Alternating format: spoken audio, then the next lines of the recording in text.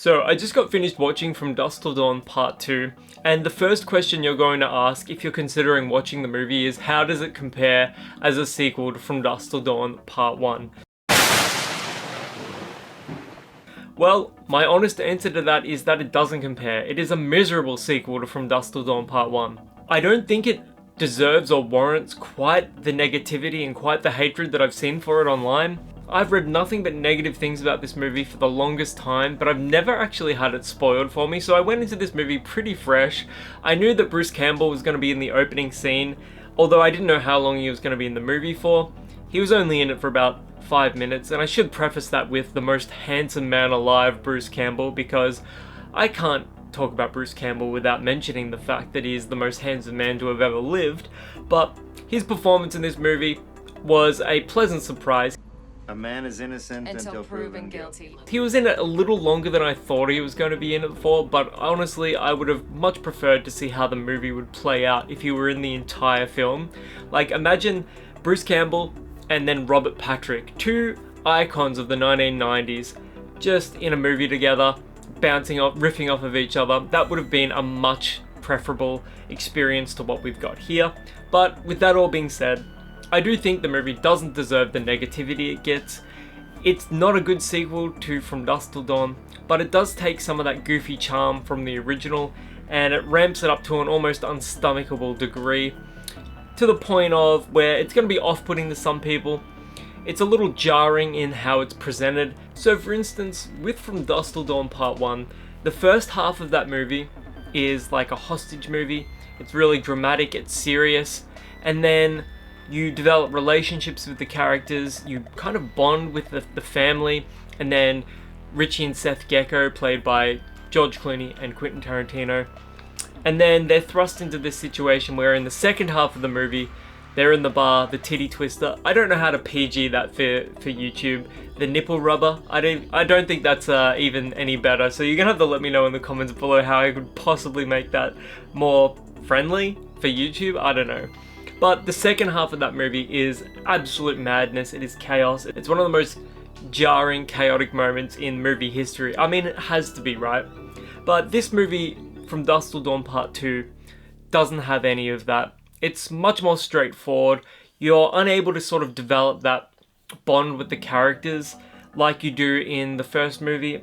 You do get some attachment with Robert Patrick's character Buck, and honestly, this was a surprise for me, but Raymond Cruz's character of Jesus is a much more prominent role than I thought, and he brings such an energy to the movie, and it really adds to the film. Like, when you're watching this movie, you watch it for the charisma and the charm of Robert Patrick. He's such an underrated character actor. He was awesome in Terminator 2, he was awesome in Sons of Anarchy, and in that one episode of Walking Dead that he was in. And then you've got Raymond Cruz, who's most well known nowadays, I think, for playing Tuco in Breaking Bad and Better Call Saul. But he brings such an energy to this movie that I can't even express it. Like, found out his sister was doing porno in LA. So he waited till she was doing another porno film. He went down to the set with a shotgun. He went completely crazy. You watch this movie for Robert Patrick's character and then Raymond Cruz's character, Jesus. And honestly, I got the feeling when I was watching this movie that maybe when it was first scripted, Raymond Cruz's character, or the character of Jesus in general, was like gonna be a smaller role, that he adds such an energy. And if somebody had told me that the character of Jesus's role was much smaller before Raymond Cruz was attached to it, I would totally believe that, because it almost feels like he's the second main character in this, because, spoiler alert, even though he gets turned into a vampire relatively early on in the movie, he's still like a prominent character throughout the rest of the movie. I thought Danny Trejo's character of Razor Charlie would be a bigger role in this, but he's really not. He's only in it for maybe 5 minutes. Even the bar, the titty twister, is barely in this movie. Maybe it's in it for like 10 seconds. And it's so disappointing, because if you're watching a From Dusk Till Dawn sequel, you really want that movie to be set in or around the bar, the titty twister. But it isn't. It's in the movie briefly, like blink and you'll miss it. It's that quick.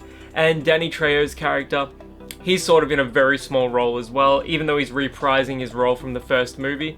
Say, what'd be the odds of getting a cab out here? Odds of getting a cab are about 0 to none. No cabs come out here.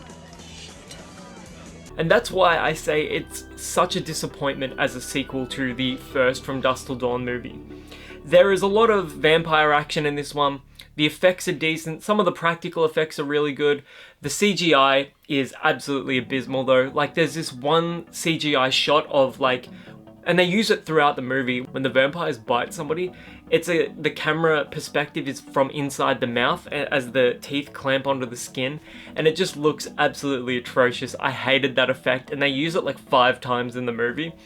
Now, the practical effects I do like, on the other hand, are when the vampires dissolve. They like bubble and burst, and it looks disgusting and gooey.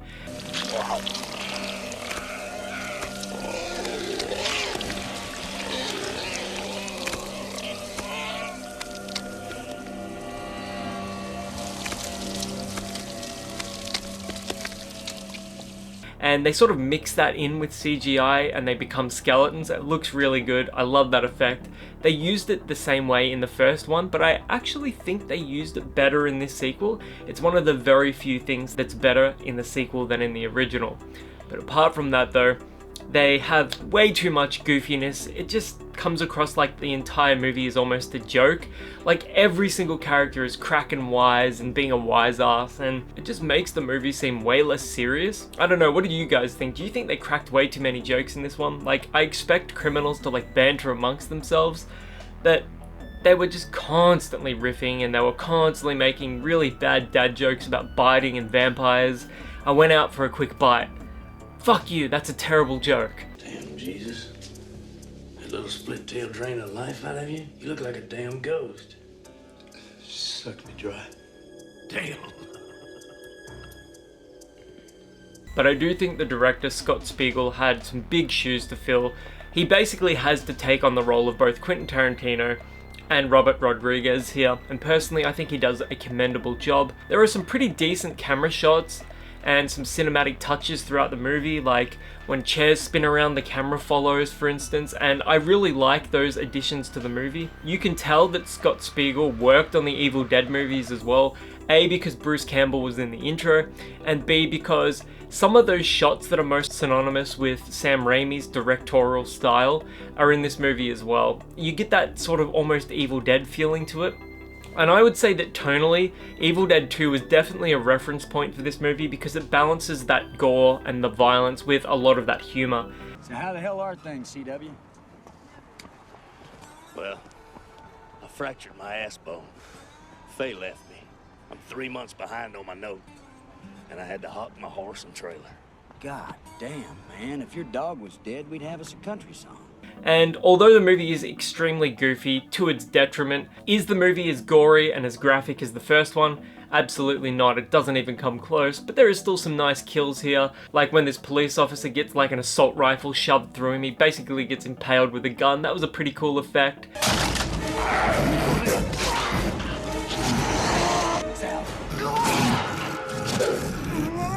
Sal.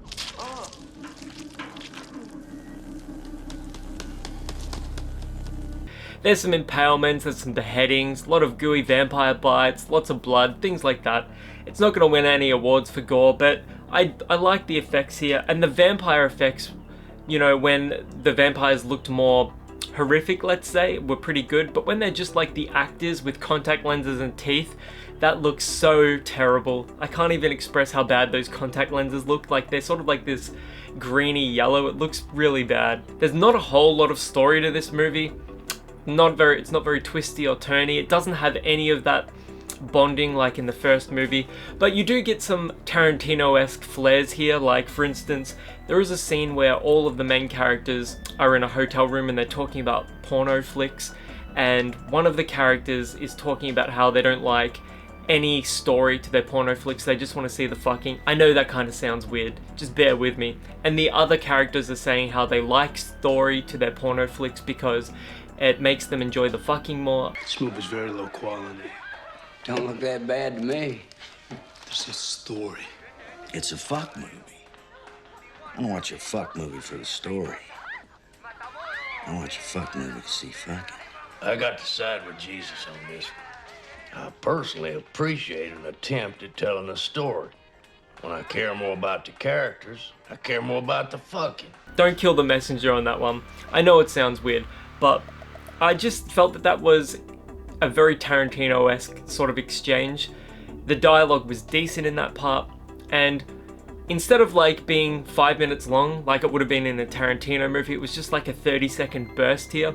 I would have liked to have seen more of that throughout the movie, but then again, it would have made it feel like it was trying too hard to be Tarantino. And there's some other shots during the movie as well that I really like. The character of Buck, played by Robert Patrick, when he's going to recruit Raymond Cruz's character, he's walking past this like shotgun hole in a wall, and there's a surf rock playing in the background, and that just had such a Tarantino feel to it, like a Tarantino flavor. The story for the movie though is pretty lackluster. It's just Robert Patrick's character trying to get together a group of bank robbers to go rob a bank, and then vampires happen, and then there's a solar eclipse. There's really not a lot to this one. You're just watching something like this for the violence, the gore, and then like the witty character remarks, pretty much. There's a lot of one-liners, and they're all vampire related, and they're all terrible, but you kind of got to give them points for that, you know what I mean? I didn't love this movie, but I don't regret watching it. It was a very lean 85 minutes. The movie starts, there's action, and then it ends. Like, it's very quick, including the credits, so you don't have to invest a huge amount of time when you're watching this movie. Again, as a sequel to the original, it just fails miserably, but taken on its own as it is, I think it's okay. Robert Patrick is such an underrated actor. He's great in this, Raymond Cruz is great in this, and it's also great to see Bruce Campbell, Danny Trejo, and a lot of other character actors as well. Anyways, if you've ever seen From Dusk Till Dawn Part 2, let me know what you think of it in the comments below. I can't wait to hear what you guys have to say, and until the next video, my name is Marcel from Aussie Horror, and I'll catch you guys around.